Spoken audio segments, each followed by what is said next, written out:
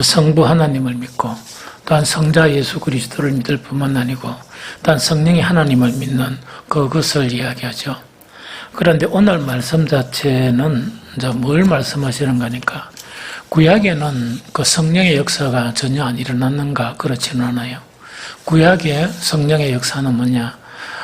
제사장들이나 혹은 정말 선지자들 혹은 왕들에게 또한 성도들에게 부분적으로 이 성령의 임재가 이렇게 나타났습니다. 물론 그 임재가 지속적으로 나타난 사람들도 있고 또 강하게 나타나거나 또한 옅하게 나타나는 그런 경우도 있었습니다. 그런데 신약에서 이제 가장 중요한 부분은 뭐냐니까 하나님께서 마지막 때에 구원을 완성하시기 위해서 때가 되어서 예수 그리스도를 이 땅에 보내세요. 보내시면서 공생의 3년 기간 동안에 이 구원 사역을 이렇게 다 행하세요. 그러면서 마지막 그 구원 사역에서 가장 중요한 그 세 가지가 있는데 그것이 뭐냐? 우리의 죄를 대속하기 위해서 예수님이 십자가에 못 박혀 들어가시고 그 다음에 정말 성령의 능력으로 이 부활됨으로써 하나님의 아들로서 인정이 되는 것, 즉 전 세계에 전 인류들에게 이렇게 공포가 되는 것, 그 자체가 있고 나머지 하나는 뭐냐? 우리에게 이 세상이 아닌 정말 이 하늘나라에 소망을 둘 수 있도록 예수님께서 성천하신 그 사건이 마지막 그 구원의 그런 사역의 마지막 일입니다. 그런데 예수님께서 이제 십자가를 지시기 전에 오늘 말씀 자체가 바로 요한복음 16장 7절 8절 이 말씀이에요. 그래서 그러나 내가 너희에게 실상을 말하노니 내가 떠나가는 것이 너희에게 유익이라. 내가 떠나가지 아니하면 보혜사가 내게로 오시지 아니할 것이요 가면 내가 그를 너희에게로 보내리니 그가 와서 죄에 대하여 의에 대하여 심판에 대하여 세상을 책망하시리라 하는 요 말씀이에요. 그러면 이거는 이제 어떤 말씀인가 하니까 예수님이 이 땅에 오셔서 공생의 3년간의 사역을 마치시고 그 사랑하는 제자들에게 이제는 고난을 받아서 이제 앞으로 일어날 일, 즉 예수님과 이들이 헤어질 그것에 대해서 말씀을 하세요. 이제 말씀을 하시니까 요한복음 14장에 뭐냐? 그 제자들이 막 두려워하고 근심이 생긴 거거든요. 예수님이 떠나신다니까. 그럼 오늘 본문 말씀은 뭐냐? 예수님이 떠나는 것이 오히려 너희에게는 유익이다는 그 이야기죠. 그래서 이거는 뭐냐니까 이 사도들은 어떤 사람들인가 하니까 귀로 예수님의 말씀을 들었고 눈으로 예수님을 봤어요. 또 그것뿐만 아니고 이 손으로 예수님을 만진 그런 사람들이에요. 그런데 그것도 참 복이죠. 복인데 더 큰 복이 있는 것은 뭐냐니까 예수님을 보지 않고도 예수님을 본 사람보다 잘 믿는 거, 이 사람이 복 있는 사람이에요. 그래서 예수님의 말씀하신 건 그걸 이야기해요. 그러면서 내가 너희에게 실상을 말하니 내가 떠나는 것이 너희에게 유익이라는 것은 뭐냐니까 내가 계속 이렇게 너희들이 보는 앞에서 내가 보여주고 나를 만질 수도 있고 내가 이 말씀을 가르치면 너희가 들을 수도 있지만 큰 유익은 없다는 이야기거든요. 큰 유익은 없다는 이야기거든요. 이거는 뭔 이야기인가 하니까 예수님께서 그렇게 말씀을 많이 가르쳤지만은 그렇게 그 사람들에게 큰 사도들에게 유익을 미치지 못했거든요. 그러면 내가 떠나야만이 뭔가니까 정말 유익이 나타난다 하는 그걸 지금 말씀하시는 거예요. 내가 떠나야만이 그 정말 유익이 나타나는데 내가 떠나야 이제 또 다른 보혜사인 성령을 너희에게 보내주신다는 그 말씀이에요. 그래서 보통 성령의 출현이란 것은 성령은 누구에게로부터 오셨느냐 하는 그것은 성경을 읽어보면 성부 하나님과 누구라고요? 성자 그리스도로부터 오신 분이 바로 성령이에요. 좀 이해가 되죠? 그러면 이 성령은 우리에게 왜 오시냐? 우리를 도우기 위해서 오셨다는 그거 지금 이야기하는 거예요. 좀 이해가 되죠? 그러면서 이제 뭐라고 얘기하느냐? 그래서 이제 예수 그리스도로부터 성령께서 오셨다는 거는 방금 읽은 우리 7절에 보면 내가 그를 너희에게 보내리라. 그렇죠? 그럼 예수 그리스도로부터 성령이 오시고 또 하나님으로부터 오신 분이 바로 성령이다 하는 그걸 이야기합니다. 그러면서 그가 와서 죄에 대하여 의에 대하여 심판에 대하여 세상을 책망하시리라 이렇게 되어 있습니다. 그래서 오늘 시간은 요한복음 16장 전체를 다 보면서 그 7절 8절만을 가지고 정말 이 성령의 그런 오심 자체가 왜 유익이 있냐, 어떤 유익이 있냐 하는 그 부분에 대해서 오늘은 설교를 이렇게 했으면 좋겠다는 생각이 듭니다. 제일 첫 번째로 요한복음 14장, 15장, 16장에 보면 성령의 사역에 대해서 아주 구체적으로 이야기했어요. 그것도 누가 말씀하시느냐? 예수님께서 직접 우리에게 가르쳐 주신 거예요. 이 성령의 사역에 보면 요한복음 14장 26절에는 이 두 가지 사역을 이야기합니다. 그럼 성경은 내가 읽어보면 이야기다, 그죠? 보혜사 곧 아버지께서 내 이름으로 보내실 성령, 그가 너희에게 모든 것을 가르치시고 내가 너희에게 말한 모든 것을 생각나게 하시리라. 중요해요. 이해가 되죠? 자, 다시 이야기하면 보혜사 곧 아버지께서 내 이름으로 보내실 성령, 그가 너희에게 모든 것을 가르치시고 내가 너희에 말한 모든 것을 생각하시리라 하는 이 두 가지 사역이에요. 그래서 성령의 사역에서 요한복음 14장 26절에는 두 가지 사역을 이야기합니다. 한 가지는 뭐냐? 우리에게 가르쳐 주신다. 이 이야기거든요. 우리에게 가르쳐 주신다. 두 번째는 뭐냐? 생각나게 하신다. 그 이야기입니다. 그 사역입니다. 그럼 여기서 가르쳐 주신다는 것은 뭘 가르쳐 주실까 하는 이것이 매우 중요하죠. 성령은 하나님의 뜻을 아십니까? 모르십니까? 잘 알죠. 우리는 하나님의 뜻을 압니까? 모릅니까? 알 수도 있고 모를 수도 있다는 그 이야기죠. 그러면 성령은 하나님의 뜻을 너무 잘 알기 때문에 우리가 이렇게 살아가면서 신앙생활을 하는데 정말 이 분별이 잘 안 되는 경우, 정말 분별이 잘 안 되는 경우에 하나님의 뜻을 우리에게 가르쳐 준다는 그 이야기입니다. 이 무슨 말이겠죠? 그러면 많은 사역자들이 가지고 있는 문제 중에서 가장 궁극적인 문제가 뭐냐니까 오해를 하고 있는 거예요. 어떻게 오해를 하고 있는가 하니까 자 봅니다. 그 성령은 우리에게 가르쳐 주시죠. 가르쳐 주는 사역이 있어요. 가르쳐 주는 사역이 있고 그러다 보니까 성령은 이렇게 뭡니까? 우리 귀에다가 소곤소곤 이 말씀하시는 경우도 물론 있겠지만은 그런 경우는 거의 없고 대부분이 생각나게 하시는, 또 뒤에 보면 생각나게 하신다 그죠? 생각을 통해서나 감동을 통해서나 이렇게 우리에게 이렇게 이끌어 가세요. 즉, 이제 우리에게 가르쳐 주세요. 그런데 중요한 건 이야기다, 그죠? 자, 봅니다. 이 하나님의 뜻을 가르쳐 주는데, 많은 그리스도인들이나 많은 일꾼들이 어떻게 합니까? 하나님의 뜻대로 살고 싶겠습니까? 살기 싫겠습니까? 다 일꾼들이라 그러면 불붙는 마음으로 하나님의 뜻대로 살고 싶죠. 살고 싶죠? 살고 싶는데 문제가 생기는 거니까 다 하나님의 뜻대로 살고 싶는데 이 교회 안에서나 혹은 사회 가운데 어떤 일을 딱 하다 보면 의견이 나누어집니까? 안 나누어집니까? 나누어질 수가 있죠. 나누어질 수가 있죠. 그러다 보니까 이 언론을 하고 이렇게 하더라도 이 합의가 잘 안 되는 거예요.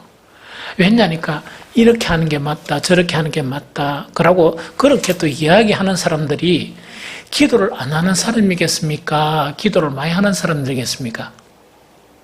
기도 안 하는 사람도 안 낍니다. 왜냐니까 나는 기도 잘 안 하니까 안 낍니다. 그런데 그리고 교회 오래 안 다니는 사람들 절대로 안 낍니다. 절대로 안 끼고 그다음에 왜냐면 자기가 딱 보니까 자기는 기도도 안 하고 또 성경도 별로 안 보고 하니까 아예 안 낍니다. 그래서 좋은 의견이 있으면 그대로 난 따라하겠습니다. 그러나 으쌰으쌰 열심히 하겠습니다. 그것만 합니다. 꼭 싸우는 사람들이 누가 싸우는 거니까 기도 좀 많이 하는 사람, 성경 좀 많이 읽는 사람 이런 거 있죠. 예배 열심히 참 그런 사람들이 싸우거든요. 그럼 그런 사람들이 왜 싸우냐고 하니까 이것 때문에 싸워요. 개중에 어떤 사람들은 성령이 가르쳐 주시는 것을 가르쳐 주시는 그 이제 성령의 사역이 그 사람에게 임한 사람이 있겠죠. 임한 사람이 있겠다, 그죠? 그런데 안 임한 사람도 있어요.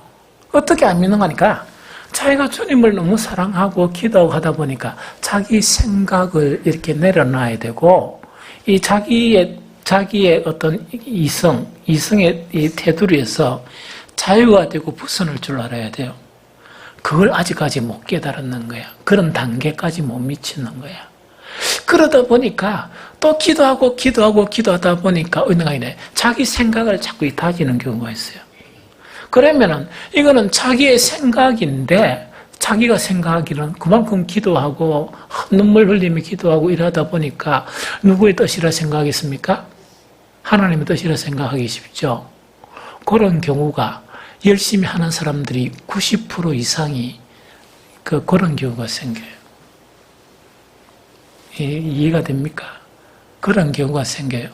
그런데 여기서 하는 이야기는 제가 지금 이야기는 진리를 이야기하지 않고 성령의 사역을 이야기해 주는 거예요. 성령의 사역은 우리에게 무엇을 가르쳐 주신다? 하나님의 뜻을 가르쳐 주신다. 왜? 성령은 하나님을 너무 잘 아시기 때문에. 우리는 하나님을 너무나 잘 모르기 때문에 오해한다고요? 그게 지금 잘 안 되는 거예요. 이거 무슨 말인지 좀 알겠죠? 이게 아주 중요한 그런 부분이에요. 그런데 성령이 가르쳐 주시는 것하고 우리 사람의 생각하고 다른 거는 뭔 줄 압니까? 사람의 생각은 기본적인 테두리나 원리가 있어요. 원리. 저번에 요래가지고 요랬잖아요. 그래가지고 뭐냐, 목사님 이번에는 또 와 요렇게 합니까? 이야기죠. 그게 이제 지 생각에 빠진 사람이라. 여기 하나님의 뜻 자체는 공식적으로 움직이지 않아요. 공식적으로 움직이지 않고 저번에는 이런 상황 가운데 A가 하나님의 뜻이라 그러면 이번에는 동일한 그런 상황이 생겼는데도 B 자체가 하나님의 뜻이 될 수 있어요. 성령이 가르쳐주는 거는 그래 가르쳐주는 거예요.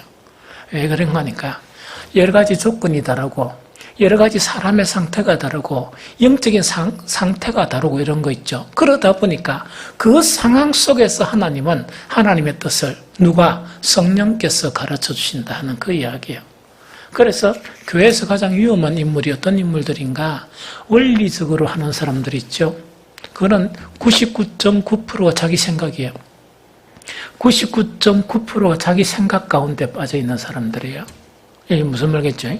그래서 그런 사람들이 기도하고 그런 사람들의 말씀 생활이 있죠. 조금 쉬는 게 좋아요. 극단적으로. 조금 쉬면서 뭐냐니까 뭘 생각해야 되는 거야? 자기를 좀 생각해요. 자기 성찰을. 그러면서 자기를 계속 내려놓고 이 주님의 뜻에 순응하는 것을 배워가야 돼요. 배워가게 되면 나중에는 하나님의 신기한 방법으로 성령께서 이렇게 말씀하시는 거예요. 또 성령께서 하나님의 뜻을 이렇게 가르쳐 주시는 거예요. 이거 무슨 말인지 좀 알겠죠? 그래서 참 오해했던 간에 그 진리를 이야기하는 게 아니고 이 성령의 사역은 성령께서는 뭐냐? 우리를 하나님의 뜻을 우리에게 가르쳐 주신다는 그거 지금 이야기해요. 이거 무슨 좀 알겠죠? 그래서 이거를 좀 잘 이해하려 그러면 뭐 다 이렇게 하면 이건 나중에 좀 이야기하고 그렇게 이야기하고 그다음 두 번째 뭐냐? 생각나게 해주신다는 그 이야기예요. 그럼 이때 생각나게 해주신다는 것은 무엇을 이야기하는가 하는 이야기다, 그죠? 여러분들 설교 듣는 거 다 기억할 수 있습니까? 나도 다 기억 못해요. 그래서 어떤 사람이 한 번씩 전화와 기도 이야기를 또 하는데 이 뭐라 이야기하면 내가 그 설교를 언제 했더라 하는 그런 생각도 해요. 왜냐니까 그거 다 기억을 못 하거든요. 왜? 우리 사람에게는 이 망각이라는 걸 하나님 주셨어요.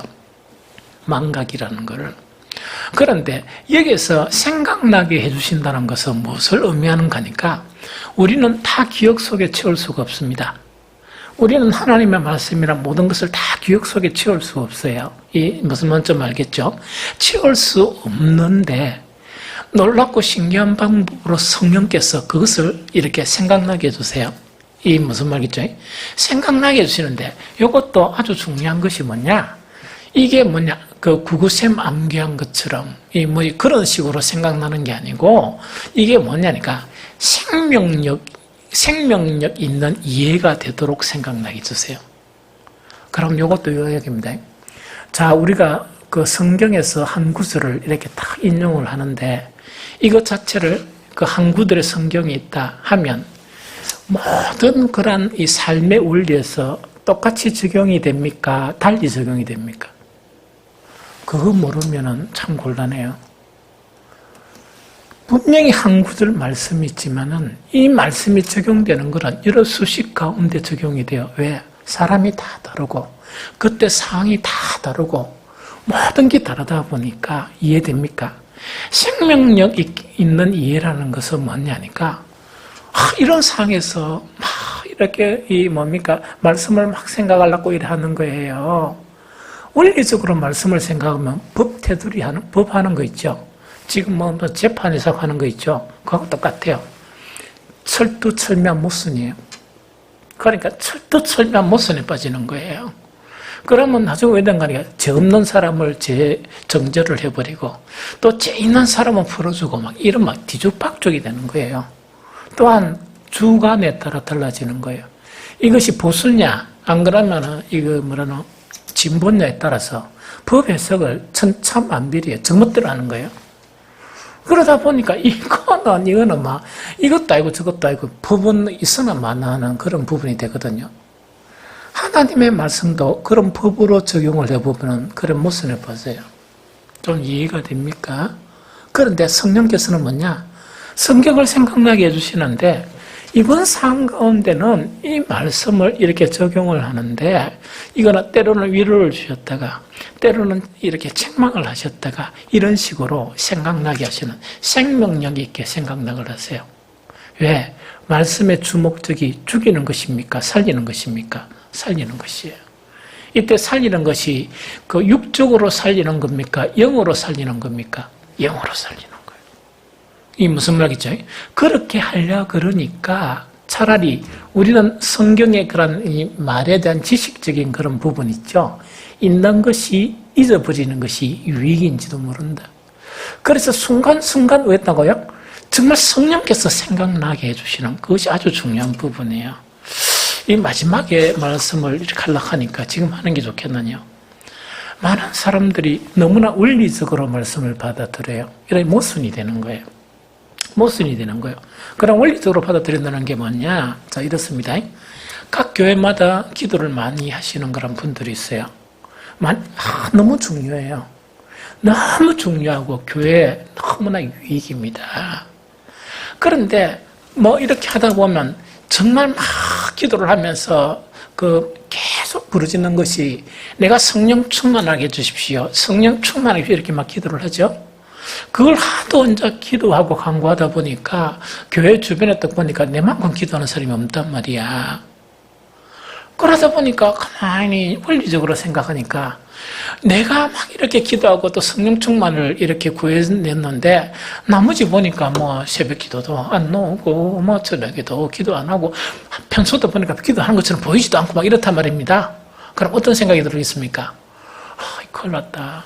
교회에서 모든 일어나는 일은 내가 그만큼 기도를 많이 했으니까 그래도 내가 성령 충만을 유보가 내가 좀 의사결정을 하고 내가 이렇게 생각해야 안 되겠느냐는 그런 생각이 들죠? 기도를 안 하니까 안 드는가?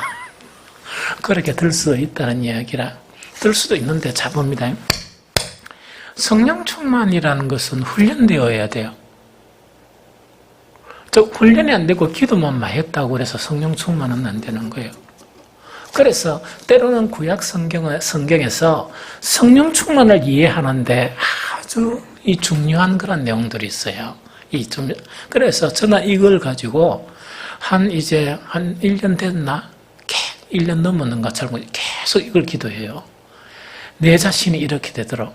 그런데 한 번씩은 좀 성령님께 미안해요. 왜 미안한가니까 그냥 성령님 나를 인도해 주시오 이렇게 기도하면 되는데 이 성령님이 하시는 일 가지고 내가 기도하는 거예요. 이거는 뭐냐? 옛날 구약 때 그 성경 구절을 가지고 내가 기도하고 있는 거예요. 그러면서 나는 그 기도가 성령께서 나를 이끌어 가달라는 그런 기도예요. 이 무슨 말인지 알겠죠? 그게 뭐냐? 세 번 얘기인데 시편 43편 3, 4절 옛날부터 몇 번 읽어드렸죠. 그건 찾을 필요는 없습니다. 제가 읽어드리면 됩니다. 제가 계속해서 기도하면서 주님 막연하게 성령께서 나를 이끌어 주십시오. 나 이래 기도 잘 안 해요. 구체적으로 기도해요. 어떻게 기도하느냐? 주님의 빛과 주님의 진리를 나에게 보내주십시오. 이걸 기도해요. 주님의 빛과 주님의 진리를 나에게 보내주셔서 나의 길잡이가 되게 해주십시오. 이걸 기도하는 거예요. 많은 사람들이요, 성령께서 이 시간 막 기도할 때 강하게 임재하셔서 나의 영혼을 붙들어 잡고 이렇게 막 기도해요. 기도하고 10분 있고 난 다음에 성령이 나의 길잡이가 되어야 되는데 누가 나의 길잡이가 돼요? 내 생각, 내 이성. 그러니까 이제 힘들어지는 거야. 힘들어지고 내주 거기 쌓이다 보면 이게 뭐냐? 치료할 수 없는 병에 빠져요. 그 병이 어떤 병입니까? 교만의 병이에요. 그게 교만의 병이야. 그래서 교만의 병은 잘 치유가 잘 안 돼요. 되게 혹독한 그런 자기를 쳐서 굴복시키는 그런 기도가 없으면 교만의 병은 잘 안 치유해 주세요. 왜? 겸손은 하나님께서 은혜를 베푸시는데 교만은 어떻습니까? 저리 가라 이래 하시거든. 그러니까 스스로 이 하나님 앞에 낮아지고 치어야 되는 거예요. 많은 사람들의 그런 기도의 삶 속에서 성령이여 나를 강하게 붙잡아 주십시오 하면서 막 눈물 흘리면서 찬양을 해요. 많은 사람들이 성령이여 나를 강하게 붙들어 주십시오 하면서 기도는 강하게 해요.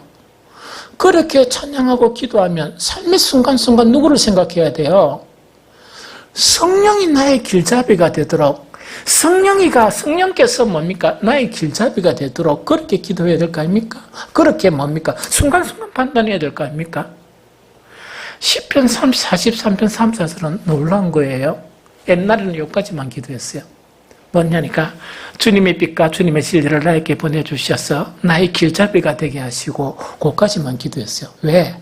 그 뒤에 거는 내가 잘하고 있다 생각했기 때문에. 요새는 어떻게 하느냐? 그 뒤에 것도 아주 더 겸손하게 되어서 이것도 기도해요. 그럼 전체를 다 읽어드릴게. 왜 뒤에 걸 안 했느냐? 주님의 빛과 주님의 진리를 나에게 보내주셔서 나의 길잡이가 되게 하시고 주님의 거룩한 산, 주님이 계시는 그 장막으로 나를 데려가게 해주십시오. 하나님 그때 나는 하나님의 제단으로 나아가렵니다. 나를 크게 기쁘게 하시는 하나님께로 나아가렵니다. 하나님, 나의 하나님, 내가 기뻐하면서 수금가락에 맞춰 주님께 감사하렵니다. 요게 시편 43편 3, 4절이에요. 이거는 평신도가 지은 거예요. 옛날 구약에. 그러면 처음에는 내가 이 뒤에 거는 왜 기도 안 했느냐? 그래도 내가 정말 주님 앞에 예배를 제대로 드리려고 이렇게 거의 일평생 이렇게 생각하는 사람인데 이 정도는 내가 안 할 수 있겠나 해가 안 하고 나는 단지 뭘 기도하는 거니까 주님의 빛과 주님의 진리를 나에게 보내주셔서 순간순간 일어나는 일들에 대해서 내 생각대로 결정하지 말고 내 생각대로 판단하지 말고 하나님께서 정말 하나님의 정말 빛과 진리로서 순간순간 판단하고 결정하게 해주십시오. 그것만 기도한 거예요. 그런데 한날 기도하면서 내 모습을 딱 보니까 나는 그래도 하나님이 받으시는 아벨의 기도를 드리고 있다 생각했지만 정말 내 예배가 정말 내가 드리는 예배가 정말 하나님께로 이 상달되어지는 그런 예배인가? 정말 내가 예배를 드릴 때마다 하나님의 그런 강한 임재를 경험하는 예배인가? 그걸 생각하면서 겸손해지기 시작한 거예요. 그래서 어떻게 기도하는 거니까 주님 판단하고 결정하고 하는 그거 말고 이제는 뭔가니까 주님의 빛과 주님의 진리를 나에게 보내주셔서 새벽 예배에 사람이 없는 가운데서도 예배를 드릴 때, 수요 예배를 드릴 때, 금요 예배를 드릴 때, 어떤 형태로든지 주님 앞에 나아가게 될 때, 그때 빛과 진리를 나에게 보내주셔서 내가 진정한 찬양을 하나님께 드리게 하시고, 진정한 감사를 하나님께 드리게 하시고, 진정한 예배를 하나님께 드릴 수 있도록 나를 도와주십시오 하는 그런 기도예요. 그래서 성령의 그런 사역 자체는 어떤 사역이냐? 우리를 가르쳐 주세요. 하나님의 뜻을 우리에게 가르쳐 주시고 하나님의 그런 우리가 끊임없이 들었던 그 말씀들을 우리가 생각나게 하시는데 이건 그냥 어떤 기억을 이야기하는 게 아니고 정말 참 진리, 참 실질적인 그런 이 새롭게 된 그런 지식으로 우리를 생각나게 하신다는 그 이야기예요. 그 사역이 성령의 사역이에요. 그런데 오늘 여러분들을 생각해 보십시오. 여러분들이 순간순간 하나님의 뜻을 성령께서 가르쳐 줬습니까? 아니면 혹시 내가 신앙의 연륜, 내가 신앙생활을 한 그런 배경을 가지고 여러분들이 결정을 했습니까? 또 그것뿐만 아니죠. 정말 생명력 있게 순간순간 하나님께서 하나님의 그런 말씀을 성령께서 여러분들을 이끌어 주셔서 여러분들의 그런 전 삶에 있어서 교회에 그런 봉사하는 그런 부분에 있어서 주님 앞에 찬양하고 또 주님 앞에 예배드리는 그런 순간순간 가운데 성령께서 우리를 이끌어 주셔서 영과 진리의 예배를 드리게 하고 그것뿐만 아니고 우리가 신령과 진정의 예배를 하나님께 드리게 한 그것이었냐 하는 그 부분이죠. 뭐 누가 인도하든 관계없이 찬양을 인도할 때 내 찬양 자체가 정말 그건 아무 관계없이 성령께서 나에게 가르쳐주셔서 나의 찬양이 정말 하나님을 향한 그런 진정한 찬양이었느냐 하는 그것이 바로 오늘 그것을 생각해야 될 부분이 바로 성령의 사역에서 두 가지 사역이에요. 이게 아주 중요하죠. 아주 중요하죠. 우리는 깨어있지 아니하면요, 이 잠자는 무감각한 자들이 되어서 그래요. 무감각한 자라는 것은 뭐냐? 악한 영의 지배를 받는 데는 깨어있는데 성령의 지배를 받는데 무감각하다 그 이야기입니다. 깨어있는 자는 어떤 자냐? 악한 영 자체는 나라한테 들어올 틈이 없고 성령의 그런 생각과 탄식과 성령의 그런 모든 것에 대한 인식에 대해서 깨어있다는 그 이야기입니다. 그래서 우리에게는 매우 매우 중요해요. 그래서 여러분들이 기도할 때 도움이 되는 거 이 기도예요. 그냥 성령을 이 충만함만 구하지 말고 차라리 구약에 있는 성령을 생각하면서 구약에 있는 것처럼 정말 주님의 빛과 주님의 진리를 나에게 보내주셔서 나의 길잡이가 되게 해달라. 이거는 뭐냐? 주님, 내가 무엇을 결정하든 내가 한 발짝을 움직이든 내 의지 이것이 아니고 내가 누구를 만나든 때론 성령은 뭡니까? 온갖 생각 자체를 놓고도 안 하고 악한 영은요 우리 속에서 악한 생각을 줍니까 안 줍니까? 주죠. 그때 순간순간마다 우리는 어디 했느냐? 성령을 통해서 이 생각 자체를 구분해야 돼요. 여러분들은 생각 때문에 얼마만큼 범죄를 저지른 줄 압니까? 문제가 없는 것에 대해서 이상한 생각을 탁 들어와가지고 그걸 갖다가 이렇게 관리를 안 한 거예요. 그러니까 이 사람은 하나님이 보시기에는 아무 문제가 없고 별로 아직 염려하지 않고 아직 그래가고 있는데 그런 악한 생각도 되니까 내가 염려가 생기죠? 하나님은 염려 안 하시는 거예요. 내가 염려가 생기니까 이 사람하고 뭔가 일이 일어나겠습니까? 안 일어나겠습니까? 일이 일어나죠? 좋은 일이 일어나겠습니까? 나쁜 일이 일어나겠습니까? 나쁜 일이 일어나죠? 그런데 자기 본인은 뭡니까? 내가 나는 끊임없는 사람과 내가 욕먹을 각오를 하고 주를 위해서 이렇게 한다는 이야기죠? 주를 위해서 하는 게 아니고 사탄을 위해서 하는 거예요. 사탄을 위해서 하는 거예요. 여러분들, 이 성령은 우리를 도우시는 분이세요. 성령은 도우시는 분이고 예수님께서 말씀하시는 것은 주님이 우리는 가끔씩 저도 그래 생각하지만 이런 생각해요. 주님께서 한 1년 동안만 우리 교회 내 옆에 같이 계셨으면 좋겠다 이야기죠. 아무도 안 돼요. 왜냐니까 예수님 공생의 사역 기간 동안 그 제자들하고 똑같아요. 늘 뭡니까? 욕만 얻어먹고 뭔가 물으면 예수님은 동문서답하면서 뭐라 캐뿌리고 이런 거 있죠. 그게 대반사예요. 성령이 오시는 것이 더 유익한 거예요. 그런데 중요한 것은 뭐냐?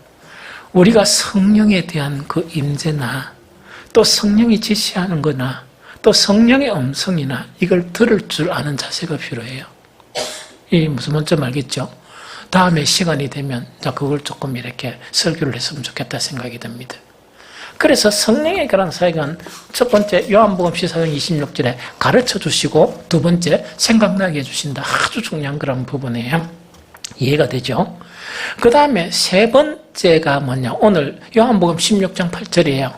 요한복음 16장 8절은 성령의 사역 중에서 가장 중요한 사역이 뭐라고요? 16장 8절에서 뭐 하시는 사역이라고요? 요한복음 16장 8절을 보면 한번 읽어봅니다. 시작.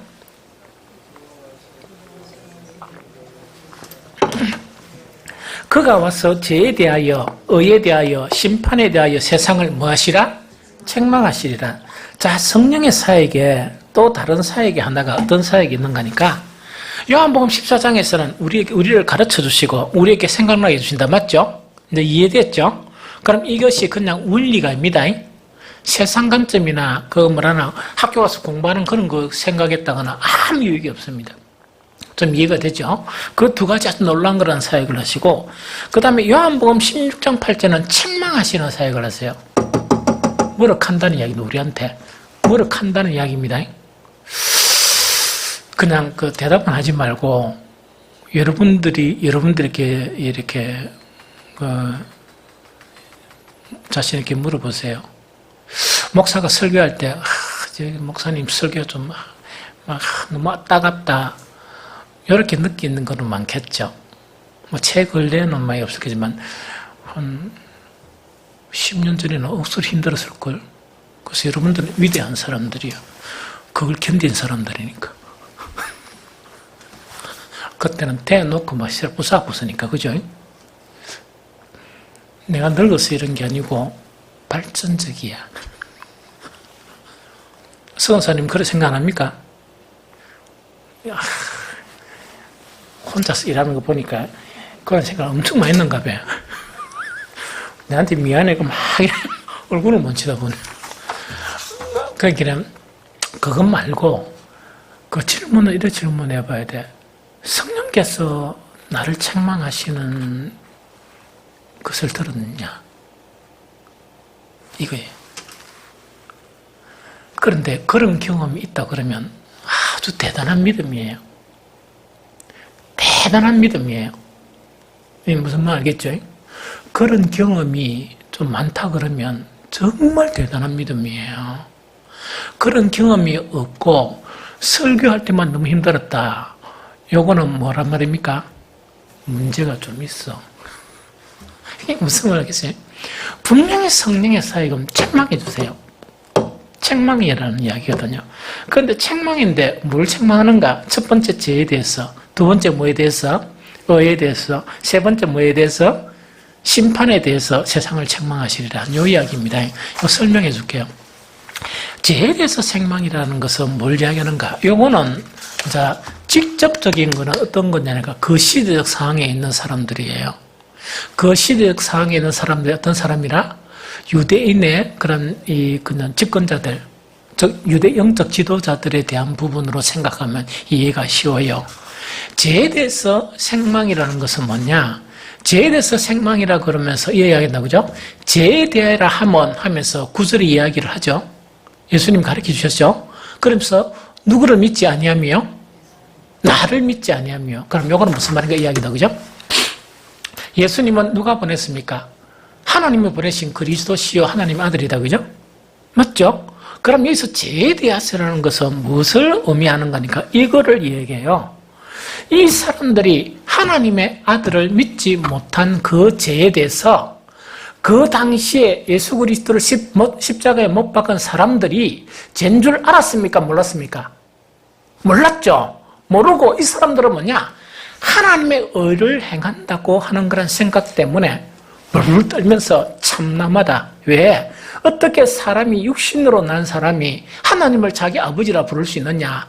또 심지어 하나님과 예수님은 뭡니까? 그냥 아버지를만 부른 게 아니고 동등하게 이야기했죠. 그러다 보니 이 사람들은 막 분기가 일어나가지고 당장 십자가에 못 박아야 된다 이래가지고 예수님을 십자가에 못 박는 것 자체를 죄라고 여긴 사람이었던 거예요. 이해됩니까? 그런데 이제 앞으로 성령이 오시면 자기들의 의, 아까 이야기했죠. 우리가 뭐냐니까 하나님의 뜻도 자기 해석으로 보면 형편없이 해석을 해버리는 거야. 이것도 마찬가지로 자기들은 하나님의 이름으로 예수님을 십자가에 못 박은 거예요. 죄인 줄 알았습니까? 몰랐습니까? 몰랐죠. 그렇죠? 그 죄에 대해서 책망했습니다. 즉 너희는 누구를 십자가에 못 박았다? 하나님의 아들이고 그리스도를 십자가에 못 박았다는 그 지에 대해서 책망한다. 그는 그것을 깨닫게 해주신다는 그 지금 이야기예요. 이거 무슨 말 좀 알겠죠? 이거 이해됩니까? 그런데 이걸 오늘날로 이야기하면 어떤 이야기입니까? 계속 교회는 다니고 예배도 참석하지만 또 주를 위해서 막 이렇게 봉사도 하지만 믿음 자체가 이론적인 믿음, 이 전인격적으로 주님을 믿지 못하는 믿음 있죠. 그런 믿음에 머물러 있는 것도 누가 책망해 주신다? 성령께서 책망을 해주세요. 그래서 성령의 책망 자체는요, 책망을 위한 책망이 아니고 무엇을 위한 책망입니까? 돌이키기 위한 책망이고, 또한 새롭게 하기 위한 책망이고, 또 믿음을 굳건하게 세우기 위한 그런 책망이에요. 이게 무슨 말이겠습니까? 그럼 우리 교회도 보면 정말 이래 있죠. 그 다음에 우리 1, 3주는 뭐 좀 많은 인원들이 예배 참석하죠? 참석하지만은 항상 목사는 어떻게 생각하는 거니까 막 거의 같이 생각해요. 거의 같이 하나님 앞에 예배 드리는 그 같이 생각하고 믿음에 대해서는 수치적으로 이렇게 이 평가를 잘 안 하려고 그래요. 이게 무슨 말이겠습니까? 평가를 잘 안 하려고 그래요. 왜냐니까 그거는 내가 알 수 없는 부분이니까 어느 정도 짐작한 거지만 알 수 없는 부분이거든요. 그런데 가장 중요한 것은 뭐냐? 이걸 통해서 알 수 있는 게 뭐냐? 우리의 예배가 성령 충만한 예배가 될 수도 있고 성령이 별로 충만하지 않는 예배도 될 수 있죠. 성령 충만한 예배가 왜 중요하냐? 성령이 충만하게 되면 우리 사람들의 모든 이론적인 신앙이나 또 예수님을 믿지 아니하고 예배 참석한 그런 부분에 대해서 누가 책망해 주신다? 성령께서 책망해 주시다 보니까 사람들이 네 믿음이 없다면 기분이 엄청 나쁘지만 성령께서 그 자신에게 믿음이 이렇게 없느냐 이래 하니까 자기 믿음이 없는 부분을 보고 돌이키죠. 회개하죠. 이런 역사가 일어나는 거예요. 그러다 보면 이 초청받은 그런 사람들이 뭡니까? 회개가 일어나고 막 일어나는 거예요. 뭐가 충만하면? 성령 충만하면. 이건 무슨 말이겠습니까? 그래서 우리 예배를 바꿔야 돼요. 우리 예배 자체가 더욱더 온전한 예배로 안 바꾸면 안 돼요. 이걸 바꿔야 우리가 사는 방법, 사는 길이에요. 뿐만 아니고 초청된 그 사람들이 같이 예배를 드리면서 성령의 놀라운 사역으로 그들에게 우리가 할 수 없는 이 가르침을 정말 이 죄에 대해서 책망을 정말 우리 대신에 성령께서 해주세요. 그러다 보면 놀라운 변화가 일어나는데 그들이 눈물 흘리고 회개하고 자복하는 그런 일이 일어나요. 누구 사역이라고? 성령의 사역이라. 성령의 사역이에요. 이게 아주 중요해요. 이게 아주 중요해요. 오늘 또 우리 이 전도를 갔죠? 우리 전도는 아주 좋죠? 왜냐하면 한 공간에 그 유대인의 회당처럼, 이 바울이 막 이렇게 전도한 회당, 다 사람이 모이는 거야. 우리가 하기에 따라 달라요. 우리 몇 명이 가더라도 성령 충만함으로 가게 되면 왜 됩니까? 우리 말 한마디 한마디가 강한 역사가 일어나는 거예요. 강한 역사가 일어나는 거야. 그래서 성령 충만이 중요해요. 성령 충만은 뭐라 말입니까? 아까 얘기했죠. 아주 주의할 점 뭐냐? 기도를 강하게 하고 막 이래 해가지고 성령 충만이 중요합니다. 기도를 강하게 하지만은 내 인식 자체가 어떤 인식이냐? 아까 이야기했죠. 정말 성령께서 나의 길잡이가 되게 해주십시오. 그게 주님의 빛과 주님의 진리를 나에게 보내주셔서 나의 길잡이라는 것은 뭐냐? 내가 한 발짝 딛고 내가 어떤 경로당에 가고 어떤 일을 할 때마다 누가 나를 인도해달라?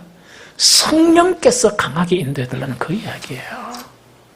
그 자체가 이하고 우리가 이 열정적인 기도가 연결이 돼야 돼요. 우리의 모든 삶에도 마찬가지예요. 직장에 가서도 마찬가지예요. 모든 삶에도 마찬가지라. 그렇게 연결되어지면 놀라운 역사가 일어나는 거예요. 이해가 되겠죠? 두 번째, 의에 대해서, 이 의에 대해서 책망한다는 것은 뭘 의미하는가 하니까 이야기다, 그죠? 이거는 세상의 의가 잘못됐다 하는 것을 책망한다는 거예요. 그럼 죄에 대해서 책망하는 것도 유사해요. 이거는 뭐냐니까 예수님 당시를 보면 예수님 당시의 유대 지도자들은 의로 심판을 해야 되죠. 의로 심판을 해야 되는데 그때 의는 어떤 의였습니까? 자기들의 의였죠. 저거는 자기들의 의로 심판했다고 생각했습니까? 하나님의 의로 심판했다고 생각했습니까? 하나님의 의로 심판했다 생각하는 거라. 감히 예수님을 일단 자기의 의로 심판한 게 아니고 무엇으로 심판했다? 하나님의 의로 심판했다고 생각했던 거야. 그러니까 고래고래 사람들까지 동원해가지고 뭡니까? 빌라도 법정에서 뭐라고요? 예수를 십자가에 못 박아라. 그래서 빌라도가 뭐냐? 나 이 사람에 대해서 죄를 알지 못하겠으니까 너가 되게 책임질라니까 우리가 다 우리 후손까지 다 받아 책임지겠다. 그렇게 한 거예요. 왜 그렇게 자신만만하게 할 수 있느냐? 자기들은 뭐냐? 의로 심판을 하는데 누구의 의로? 하나님의 의로 심판한다고 생각했던 거예요. 이런 일들이 오늘날 교회도 너무 많이 일어나요. 이런 일들이 오늘날 교회도 일어날 수 있습니다. 이게 심각합니다. 그런데 결국 보니까 이게 하나님의 의가 아니고 누구의 의라고? 자기의 의라. 그 의에 대해서 하나님의 의가 아니다는 것에 대해서 책망하신다는 이야기예요. 이거 좀 이해가 됩니까? 이거 이해가 되죠? 그래서 이것도 뭐냐? 우리 많은 그런 이 교회 일꾼들, 초신자들은요, 자기 의 없습니다. 왜? 자기가 죄인인 줄 알거든. 그리고 세상 살 땐 나쁜 짓 많이 해가지고, 교회는 고개 푹 숙이고 있지, 어렵다 생각하지 않아요. 그런데, 자기가 강한 사람은 교회를 열심히 한 사람들, 기도 많이 하고, 또 뭐, 예배만 열심히 참석한 사람들 보면 자기 의가 없는 사람 거의 없습니다. 가득하고 충만해요. 이게 무슨 말인지 좀 알겠죠? 그래서 이 자기 의가 다 있는데 성령만이 네 의다 하는 것을 깨닫게 해주세요. 성령만이 네 의다 하는 것을 책망나게 해주세요. 그런데 그게 아니고 같은 안수집사끼리 만약에 누구 안수집사님 할 말이 좀 있는데요. 탁 하면서 만약 이래야 돼. 집사님 제가 참 조심스러운 이야기지만 자기 의가 강하네요. 이러면 저거 둘이 친해지겠습니까? 한 10년간은 원수지겠습니까? 옛날에 제가 청년들 말고 대학생들을 가르칠 때 그때 내가 사무실이 강한리 한목 오피스텔이 있었어요. 딱 있는데 그때 저건 여러 가지 힘든 가운데도 많았고 이러다 보니까 내가 내 자신을 생각하면서 죄로 생각했는 거예요. 다 타버린 죄. 그러니까 내 삶이 얼마나 스스로 비참했다는 걸 알죠. 그런데 세상적으로는 가장 화려한 때였어요. 기업체 가는 데마다 막 스케줄을 못 잡겠는 거예요. 스케줄을 강의해달라 그러는데. 그런데 나는 그게 와 그래 비참하든지. 그래서 어떤 데는 뭐냐, 이 경남 지역에 이 강의나 지도를 하고 난 다음에 운전해가 저 경기도까지 갈 때 있습니다. 혼자서. 저는 어디에 묻느냐? 칠곡 휴게소가 밥이 맛있어요. 혼자서 칠곡 휴게소에 탁 앉아가 밥을 먹고 하는데 내가 그때 가장 부러운 거는 뭐냐니까 그때 휴게소에서 가족끼리 밥 먹는 걸 보면 그래 부러운 거야. 그래서 사모고 어디 가면요 내가 휴게소는 가급적이면 쉽니다. 뭘 먹어도 막 라면 한 개 먹더라도 그것을 먹어요. 왜? 그때 상처가 너무 커가지고. 근데 그런 거를 못 깨닫고 라면 잘 안 몰락한단 말이지. 그럼 목사가 그러면 뭔가니까 옛날에 상처가 있는가 보다. 좀 무주자 이래야 될 거 아닙니까? 그러니까 저건 그거는 여담이고. 그런데 그때 뭐냐니까 너무 비참한 거예요. 내가 이래가 돈만 벌고 죽을 인생인가? 주님. 내가 일하다가 돈만 벌고 죽을 인생인가? 이러니까 너무 비참해지는 거야. 그러면서 어떤 데는 또 내가 스스로 이제 격려를 하는 거예요. 아닐 것이다. 운전을 이렇게 열심히 시켜가지고 나중에 운전 열심히 해가 복음전으로 댕기라 할 것이다. 이래 또 유언을 얻는 거예요. 그런데 결국은 반은 맞았어요. 그게 청산되면서 싹 없어지고 제가 목회자가 된 거예요. 그런데 전국은 못 댕기고 연산동에서. 인원도 얼마 없는 데서 있다니까. 뭐 설교를 해도 뭐 별로 한 만큼 이렇게 내가 인간적으로 보니까 좀 그렇게 지금 사역을 하는, 인간적인 생각이라 이야기했죠. 저 참 너무 감사하고 너무 감사하지만 이런 부분이었다는 그 이야기죠. 그래서 어쨌든 간에 여기서 이 의에 대한 것은 우리 일꾼들 있지, 일꾼들. 그런데 그때 내가 이야기해보네. 이 사람은 자기의가 다 있는데, 그 당시에 그래 막 다녀가지고 너무 비참해가 있는데, 그 수영로교에 그 동아대학교 교수 부인이 한 분 있었어요. 그 교수 부인이, 그때, 남편 학교인가, TDS 하던 그 프로그램 수영록이었는데 그게 총책임자라. 대단한 사람이죠. 수영록에서. 대단한 사람인데 그 양반하고 좀 많이 친했어요. 많이 친하다 보니까 그때는 이제 장로였으니까 장로님이라는 거야. 그래서 저건 되게 친했는데 이래가 이제 친했는데 앉아가 내한테 계속 이야기하는 거야. 장로님 그래서 와요. 이러면 그 권사님이 장로님은 자기 의가 강해. 나이가 많아요. 그렇게 못하는 말이 없고 장로님은 자기 의가 강해. 그런데 보통 사람 같으면 다음에 안 만나죠. 그런데 나도 재밌게 농담하면서 다 타버린 제 속에서도 자기 의가 있는가 봐. 새카마이 탈 것도 없는데 그것도 자기 의가 있는가 봐. 이러면서 밥이나 먹으러 갑시다 밥 먹고 이랬거든요. 그런데 계속 한 번씩 만나면 장로님 자기 의가 강해. 좋은 부분은 너무 많은데 아직도 자기 의가 강합니다. 이런 부분을 이래 이야기하면 허심탄회하게 이야기해요. 그런데 그 의가 살아있다는 것 자체를 그 뒤에 알은 거예요. 너무 참 신기하죠. 너무 신기하죠. 여러분들 안에도요. 얘기는 내 생각이다 하세요. 자기 의가 어느 정도 수준인가 하니까 충만의 수준이에요. 여러분 기분 억수 나쁩니까? 근데 목사가 왜 그거를 이렇게 안 하나 하니까 이 성령께서 해주셔야 돼요. 근데 그때는 내가 쟤밖에 없으니까 그런 이야기 들어도 전혀 기분 안 나쁘고 더 열심히 그분하고 교제를 했었어요. 또 그분도 서로 보는 눈이 있어가지고 함부로 말하는 게 아니고 들을만 하니까 이야기한 거예요. 그래서 참 이제 지내고 지냈는데 그런 부분이에요. 이 무슨 말 알겠죠? 그래서 자기의가 충만한 수준인 여러분들의 심령 속에 이 성령의 놀라운 책망이 있죠. 그 소리를 들어야 돼요. 그 소리 듣고 하나님의 충만으로 충만해져야 돼요. 의 알겠죠? 그래서 의에 대해서 심판한다는 건 의 자체는 뭐냐니까 일꾼들한테 많아요.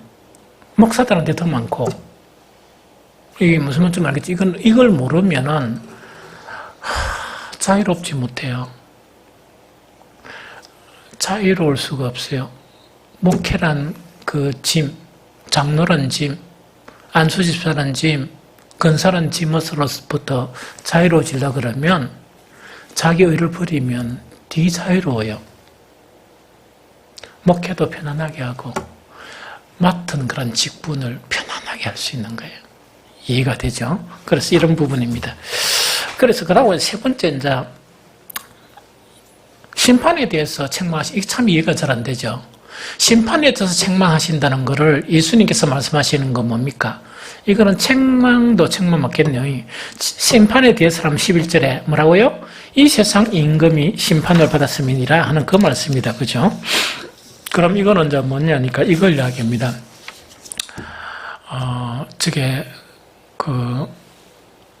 예수님이 십자가를 통해서, 십자가 부활을 통해서 누가 심판을 받습니까? 사탄이 심판을 받아요. 무슨 말이죠? 소멸을 이야기하지 않고 사탄의 심판을 받아요. 이게 무슨 말인지 알겠죠? 그것을 누가 가르쳐 주신다? 성령께서 가르쳐 준다는 그 이야기입니다. 그러면은 이 사탄이 가지고 있는 이 권력, 우리에게 영향력을 미치려고 하는 것은 두 가지예요.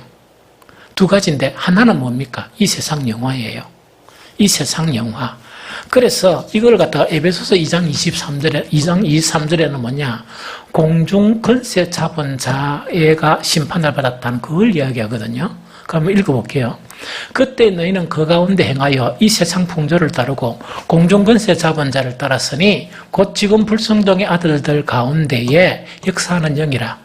전에는 우리도 다 그 가운데 우리 육체의 욕심을 따라 지내며 육체와 마음이 원하는 것을 하여 다른 이들과 같이 본질상 진노의 자녀였더니 하는 요 이야기다. 그죠? 그럼 이거는 뭐냐니까 성령께서 이제 심판에 대해서 이렇게 책망을 해주시는 거예요. 어떤 책망입니까? 그 공중권세 자본자들이 이미 심판을 받았는데 아직까지 우리는 세상의 풍조를 따르고 또 아무 유익이 없는 세상의 영화를 쫓는 그 부분에 대해서 누가 책망해 주신다고? 성령께서 책망해 주세요. 그거 지금 이야기입니다.